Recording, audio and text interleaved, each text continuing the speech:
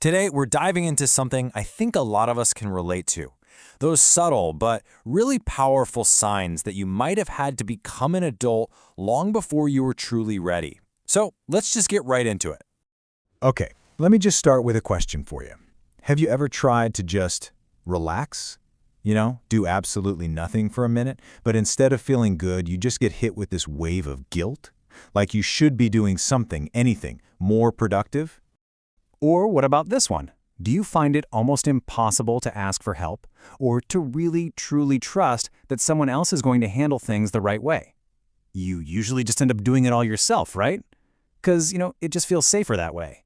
Well, if you're sitting there nodding along, there is a very real reason for that. And what the research shows is this isn't just some personality quirk you have. It's actually a pattern, a quiet adaptation that happens when a kid has to step up and be the responsible one.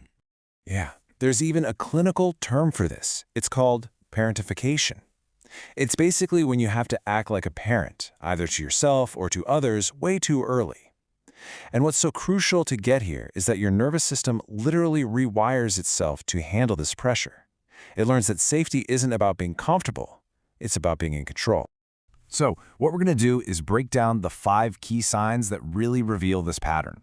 Think of these as the ways that all that early responsibility can still be shaping your mind and how you act as an adult today. First up, let's talk about survival independence. Now, this isn't the kind of independence you choose for yourself. No, this is the kind you develop when you learn really early on that you just can't count on consistent support. It's a strength, for sure, but it's one that was born out of necessity. And this quote just nails it, doesn't it? This is exactly how that pattern shows up in adulthood. So on the outside, you look incredibly capable, right? You're the person who has it all together. But on the inside, it's this constant battle to actually trust support because your brain is just wired to believe that at the end of the day, you're on your own. Okay, let's move on to the second sign, and you'll see how this all connects. Number 2 is feeling uneasy when you rest. And this goes right back to that feeling of guilt we started with. For people who grew up too fast, rest is often subconsciously linked with danger. And here's the thing. If the quiet moments in your childhood were often the calm before the storm, your nervous system learned to stay on high alert. That's exactly why, as an adult, being productive feels safe, and doing nothing can feel fundamentally, deeply unsafe. All right, this next one is absolutely fascinating. It's called split maturity. The idea here is that when your emotional growth is rushed, it doesn't happen evenly. So some parts of you race ahead into adulthood while other younger parts kind of get left behind. And this just perfectly captures that inner conflict. Outwardly, you're the wise one, the mini adult everyone depends on.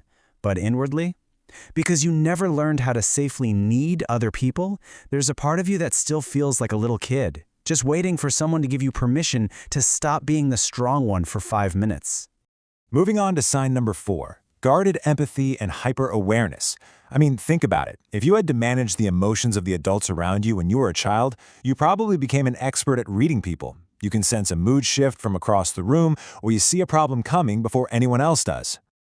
But here's the crucial difference. This isn't just some kind of empathy superpower. It's a defense mechanism. You learn to be hyper-aware to protect yourself. And you keep your own feelings guarded because you know exactly how exhausting it is to take care of someone else without any protection for yourself. And that leads us straight to our final sign, feeling guilty for needing anything. This really comes from this deep-seated belief that your needs are a burden on other people. That if you're the one receiving care, then someone else must be suffering for it. And that's because, as this points out, your role for so long was to be the fixer. You were the giver, the problem solver. So when the tables are turned and you're the one who needs help, it can honestly feel like you're failing at your most fundamental job. And that makes you want to just minimize your own needs to avoid that awful feeling. So, if all of this is hitting a little too close to home, I want you to really pay close attention now. Because the most important takeaway from all of this is not that there's something wrong with you or that you're broken. It's something else entirely. What psychology actually sees is a nervous system that did exactly what it needed to do to get through a really tough situation. This is not a story about weakness. It's a story about an incredible, intelligent adaptation for survival. You essentially had to learn how to be a person in reverse. You had to master responsibility and strength first, because your environment demanded it. The permission to be soft, to be taken care of, to just be, all of that had to wait. And the core message here, the single most important thing to take away from all of this, is pretty simple. That wait is over. The healing journey starts with understanding that you are now, finally, allowed to rest. So I'll just leave you with this final thought to carry with you. It's not about erasing that strength you built. It's about learning that you can put down the weight you've been carrying for so long.